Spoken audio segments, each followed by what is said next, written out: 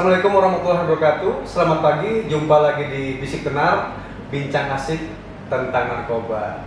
Baik, di tahun baru ini, tahun 2026, kita memulai podcast baru dan juga ada kedatangan tamu yang spesial nih. Nah, tamu kita hari ini yaitu Duta Anti Narkoba SMA N2 Palangkaraya. Ya. Langsung saja kita tanya-tanya nih, gimana kabarnya Kak Nur Gaitsa Maharani ya? Iya betul lah.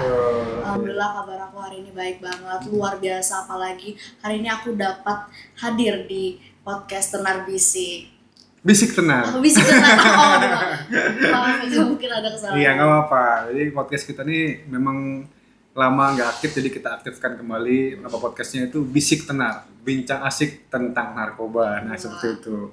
Nah mungkin banyak yang belum tahu nih Kak tentang Kak Nur Gaitsa Maharani ini. Panggilannya siapa sih Kak? Panggilan saya sendiri itu adalah Gaitsa.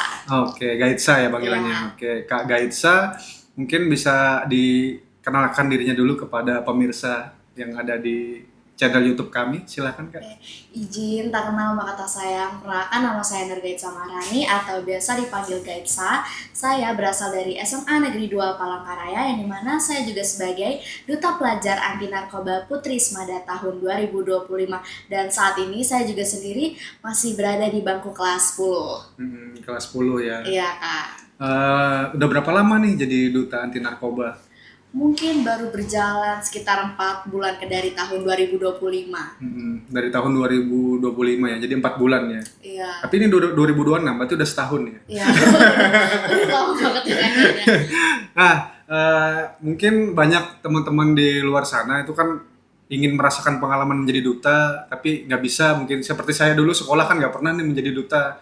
Nah, coba ceritakan deh, gimana sih proses seleksi menjadi duta anti narkoba itu gimana sih? Mungkin teman-teman di rumah pengen tahu. Oke, jadi gimana seleksi pemilihan duta? Jadi kami di Duta Smada itu melewati seleksi yang pertama adalah pembekalan dulu Kak. Jadi kita sebagai duta itu tentunya kita harus diberikan knowledge-nya dulu atau pengetahuannya sebagai duta, entah itu narkoba, genre, soft skill dan lainnya.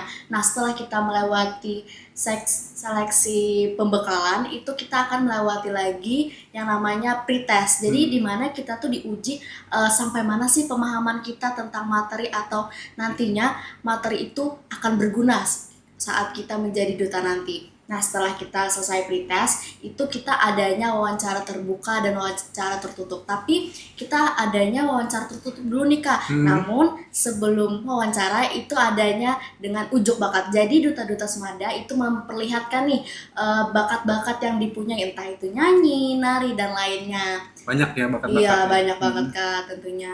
Nah, baru kita akan masuk ke wawancara tertutup. Lalu di wawancara terbuka itu yang dimana orang-orang itu akan melihat potensi kita sebagai duta Smada. Nah, baru selesai kita pemilihan, kita adanya pelantikan sebagai duta Smada pada tanggal 28 Oktober tahun 2025. Masih ingat tanggalnya ya? Iya, masih.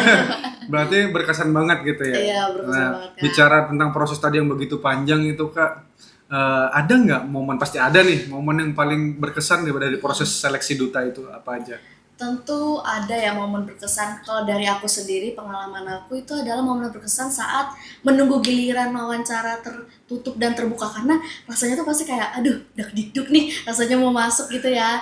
Nah, tapi justru perasaan tersebutlah yang membangun kita untuk berkembang Kak. Jadi kita lebih semangat buat tunjukin nih, inilah saya itu pantas jadi duta. Nah, seperti itu. Jadi deg-degser juga ya wawancara terbuka tertutup. Lebih nervous yang mana? Wawancara terbuka apa tertutup kira-kira?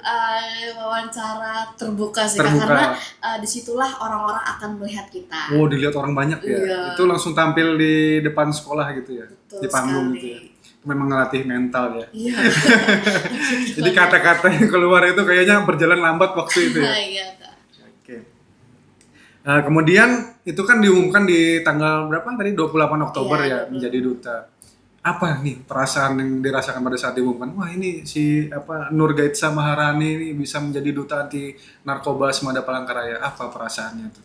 Tentu saya merasa bangga akhirnya sejauh ini saya bisa berlangkah, karena menurut saya saya jujur ya Kak, dari awal seleksi itu tidak apa ya, tidak punya tujuan ingin menjadi apa, tapi sebagaimana saya menunjukkan diri saya berani melangkah dulu. Karena kebanyakan remaja itu kadang takut mencoba. Sebenarnya kalau misalnya kita tidak mencoba, kita gak akan tahu kan nanti hasilnya gimana. Betul. Nah, seperti itu, Kak.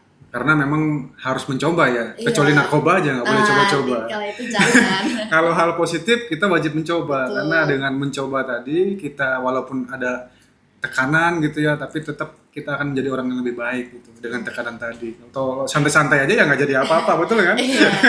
Mungkin rebahan aja sambil scroll TikTok gitu ya mungkin nggak bisa jadi duta gitu. Karena saya dengar ceritanya tadi begitu panjang prosesnya gitu ya. Betul sekali, Kak. Ini setelah menjadi duta itu selain ada rasa bangga, ada nggak rasa beban gitu atau takut gitu, nanti gimana ya, ngapain ya gitu? Kalau untuk perasaan takut, jujur saya sendiri ada. Takutnya itu yang dimana kayak apakah kita ini bisa bermanfaat nantinya untuk kedepannya, dan apakah kita ini bisa nih mempengaruhi teman-teman kita untuk melangkah ke arah yang lebih positif. Nah, mungkin seperti itu, Kak.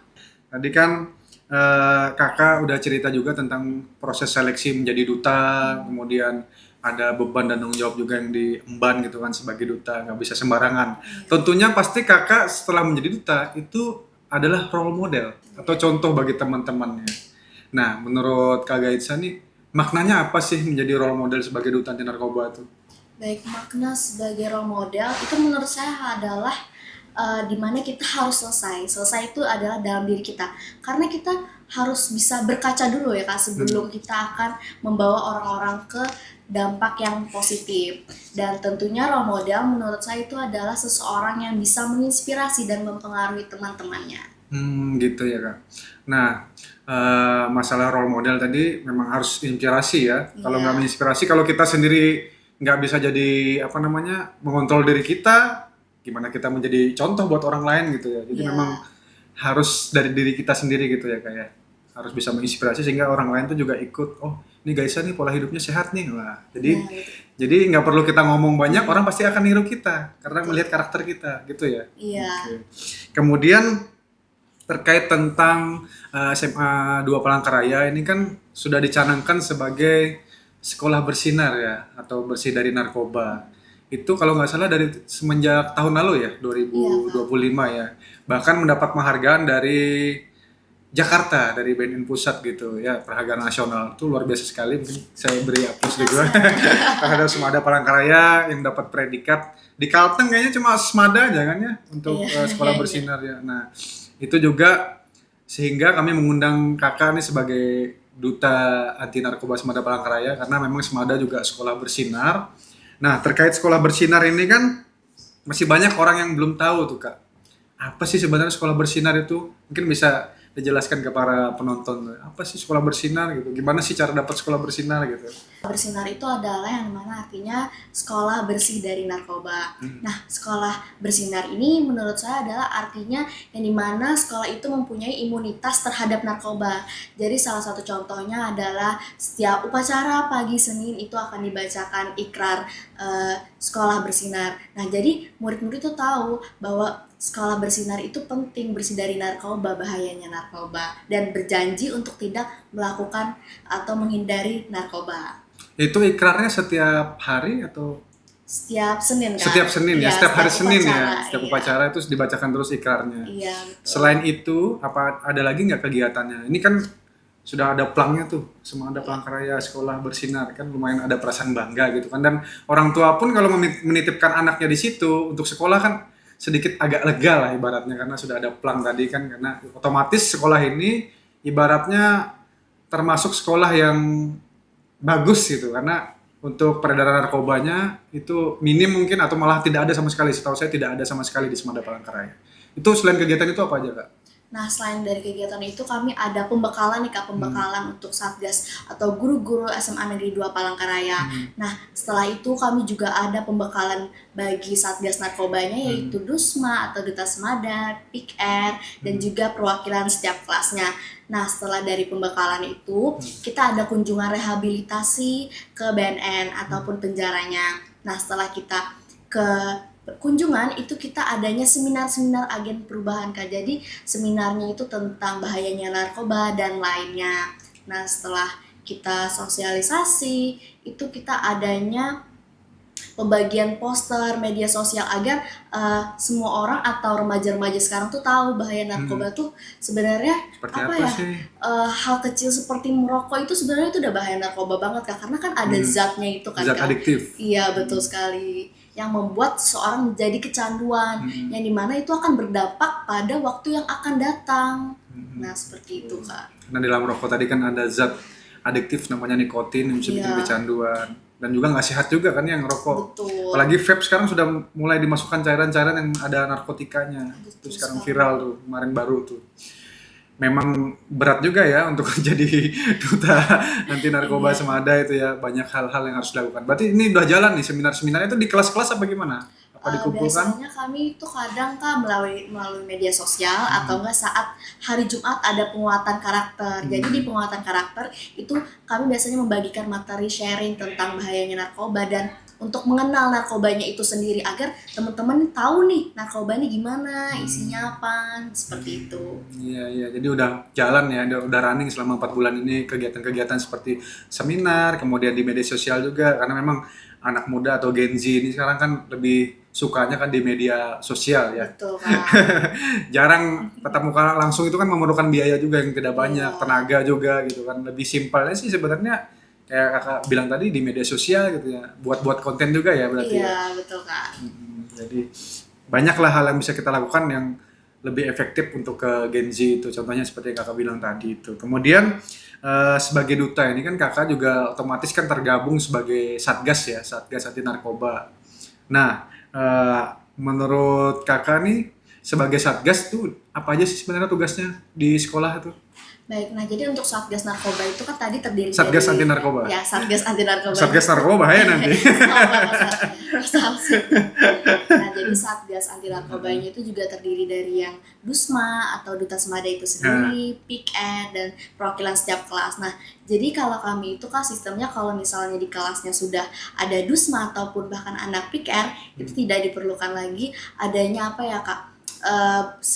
Sosialisasi besar-besaran. Jadi kita tuh mulai dari hal kecil bagaimana kita mempengaruhi teman-teman kita untuk memberitahukan bahwa ini loh bahayanya narkoba, dan juga di setiap kelas itu adanya poster pemberitahuan tentang narkoba Kak, seperti merokok kan yang sering terjadi sekarang. Bahkan saya juga sering menemukan isunya bahwa anak SD yang yang umurnya bahkan belum legal itu sudah mengonsumsi seperti rokok itu Kak. Nah seperti itu. Miris ya, Iya, masih miris SD sekali. gitu. Kalau SMA mungkin masih bisa, oh SMA mungkin Iya. lagi mencari jati dirinya, dia ngerokok dan lain sebagainya, itu masih masuk di akal kita gitu kan. Kalau SD itu kayaknya terlalu ini Iya, banget ya, terlalu kasihan dini ya. Kak, Terlalu kasihan dini, kasihan. nantinya.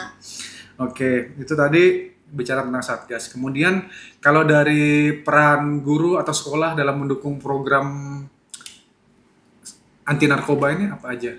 Nah, seperti memberikan pembekalan saat MPLS, terus juga saat kami pemilihan Duta Semada. Nah, tentunya kami itu juga ada program setiap hari Jumat penguatan karakter kan Kak. Nah, itu tidak hanya diberikan tentang narkoba, tapi selalu diingatkan nih, kalau misalnya teman-teman dampak dari narkoba tuh seperti ini, apalagi yang merokok, vaping kan Kak yang sekarang. Iya, banyak macam-macamnya sih. Sekarang tuh remaja itu ibaratnya rentan ya, karena Iya, dari manapun dia bisa dapat informasi. Betul. Kalau zaman kakak dulu nih, saya dulu nih, sulit untuk mendapatkan informasi, nggak yang sebebas sekarang gitu. Sekarang kan internet di mana-mana, kecepatannya Iya, tinggi, dengan- semua pegang HP, bisa dengar dari mana-mana kan. iya betul sekali. Si A ngomong merokok bisa bikin Iya. bisa bikin gaya, Iya, nggak keren kalau nggak betul. ngerokok, nggak keren kalau nggak nge-vape, kan ada omongan-omongan seperti itu di medsos dan sebagainya. Mungkin ada yang niru, ada yang apa, Iya. jadi role model dia, atau dia suka artis tertentu tapi artis yang ngerokok gitu dia jadi suka. Betul Kak. Jadi sangat banyak pengaruhnya. Bahkan orang tua walaupun sudah mendidik mungkin agak sulit juga ya. Iya, karena kadang Kak, remaja itu pemicunya adalah rasa ingin tahunya Kak. Betul. Rasa tahu yang ingin besar, jadinya dia mencoba-coba. Padahal saat dia mencoba sekali, itu nanti dampaknya akan berkali-kali lipat. Betul, apalagi sudah kecanduan ya.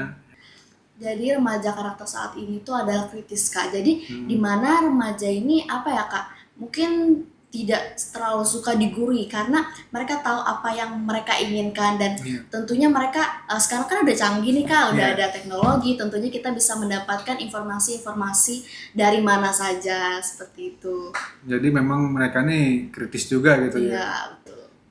Kira-kira nih sebagai orang dewasa seperti saya nih, apa sih kesalahan kami nih yang sering kami lakukan untuk ngasih tahu remaja bahwa oh jangan pakai narkoba, oh jangan ngerokok, oh jangan ngepet. Apa sih kesalahan kami biasanya? Kami ini sering ngasih tahu tapi kadang anak mudanya tuh bodoh amat gitu, ngeyelan Iya, gitu. betul. Apa kira-kira kesalahan orang dewasa pada saat ngasih tahu tuh? Kalau kesalahan itu mungkin di cara pendekatannya Kak. Pendekatan, Jadi mungkin semua orang kita melakukan pendekatan, tapi pendekatan yang salah itu ketika seseorang itu apa ya Kak, seperti menghakimi atau menakut-nakuti. Nah, jadi pendekatan yang menakut-nakuti atau yang menghakimi itu sebuah kesalahan untuk remaja Kak, karena mungkin kita bisa melalui pendekatan yang lebih santai lagi, kita tanya mengapa kamu melakukan hal tersebut.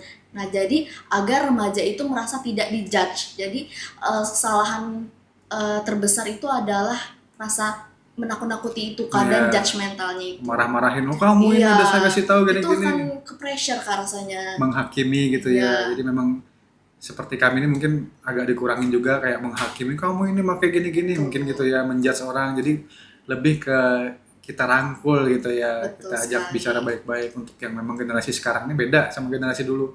Kalau generasi dulu kan memang keras didikannya. Iya. Kalau sekarang kan nggak bisa dikerasin anak-anak gitu kan, Gen Z itu. Memang betul sih pendapat kakaknya tuh yang saya lihat memang harusnya memang ngurangin menghakimi dan ngejudge dan lebih kepada merangkul sih, Betul mendengarkan sekali, juga ya. Iya.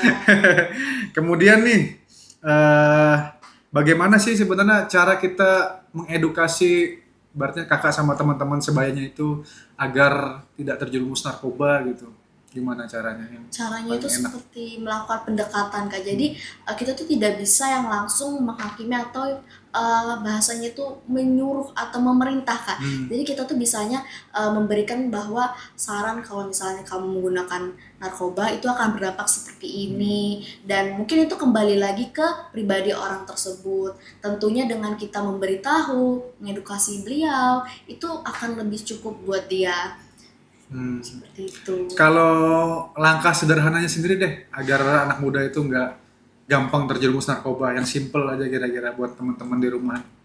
Oke, hal simpelnya itu seperti mencari hobi Kak. Mungkin orang-orang sudah sering mendengar bahwa mencari hobi, tapi ternyata itu benar tau Kak, untuk mencari hobi agar kita tuh lebih sibuk, jadi pikiran kita tuh nggak kemana-mana. Kalau hobinya ngerokok ya? Waduh.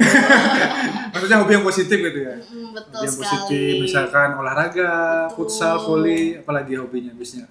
Ekskulnya di Semada apa aja tuh? Wah, banyak sih Kak, ada yang dari seni, olahraga, dan akademik.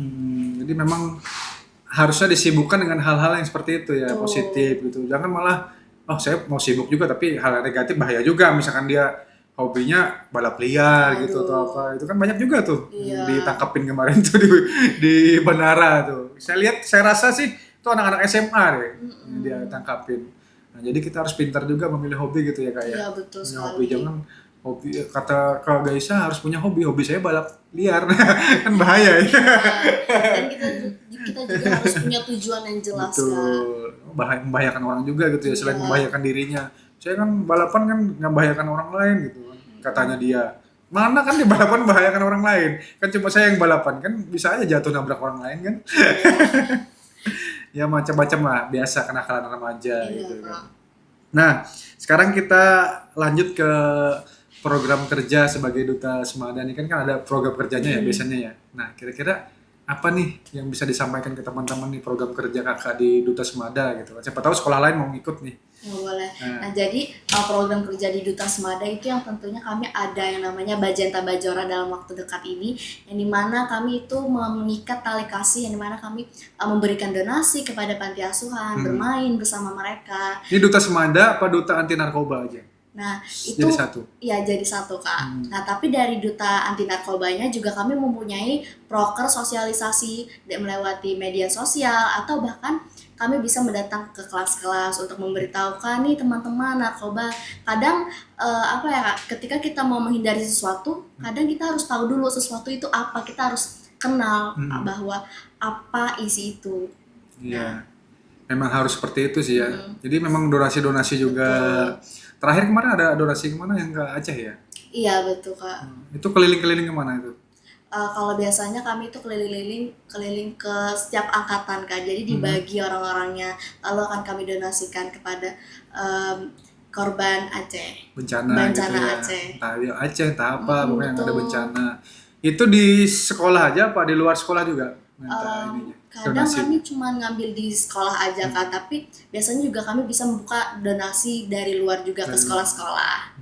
Gitu. Jadi luar biasa sekali. Selain itu ada lagi nggak Kak programnya? Sejauh Prokernya? itu aja yang mungkin masih terjalankan, masih ada lagi, namun kami menjalankannya satu persatu. Ya, step by step gitu ya. Iya, betul sekali. Rencana ke depannya ada nggak program lagi yang ingin dilaksanakan gitu? Tentu Dekat-dekat ini. itu ada di bulan Ramadan nantinya, di mana kami akan berbagi takjil dengan kolaborasi dengan sekolah-sekolah dan tentunya juga dengan donasi. Oh iya, bentar lagi bulan Iya. puasa kan bulan Maret, jadi nanti ada program bagi-bagi takjil juga. Betul. Di mana biasanya Kak takjilnya, bagi-baginya? Biasanya itu di dekat TVRI atau bahkan kami ngambil di depan Semada. Oh gitu. Jadi berarti nanti bisa saya lewat situ tuh. Wah. Nanti. Sudah dapat sepil jalurnya nih. Teman-teman bahwa yang mau takjil bulan puasa lewat di depan TVRI ya, atau di depan Semada Palangkaraya. Baik Kak, bagaimana sih remaja itu bisa mengenal dirinya dan merencanakan masa depan sejak dini itu gimana sih menurut kakak tuh? Tentunya dengan mencari tahu dulu kayak kita nih apa sih gitu, kayak kita sukanya apa, karena pengenalan dalam diri kita tuh penting Kak ternyata. Kita tuh harus tahu diri kita ini siapa, kita mau apa nantinya, dan terus perencanaan masa depan itu juga sangat penting dengan nantinya kita ingin menjadi apa, seperti apa, agar kita mempunyai masa depan yang cerah. Jadi memang kita harus ketahui diri kita dulu ya, Betul. gimana maunya apa, mau jadi apa, itu yang kita betul-betul fokuskan.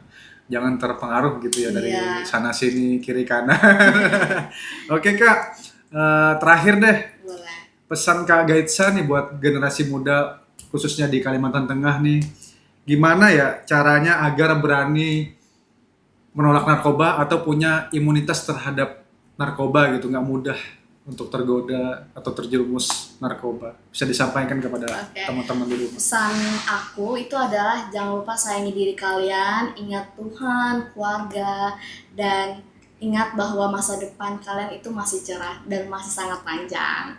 Jadi jangan lupa say no to drugs and say yes to future. Nah, luar biasa sekali. Tepuk tangan untuk Kak Gaitsa. Baik, teman-teman semua pendengar podcast Bisik Tenar, bincang asik tentang narkoba, kita udah sampai di penghujung podcast ini Kak ya. Iya.